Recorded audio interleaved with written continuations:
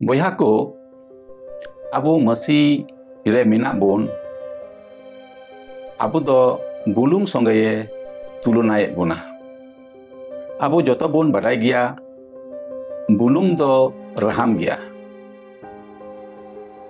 Abu do bulung utu ribon ব্যবহারেত kana.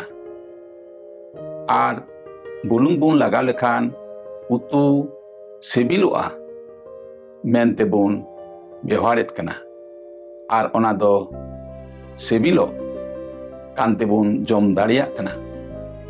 Menkhan bulung bang bon lagaw lekhan ona do sabagoa.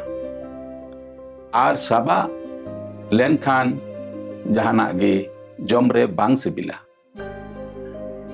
Ado boyha ko abu masi re minak bon abu re masiya oka gun.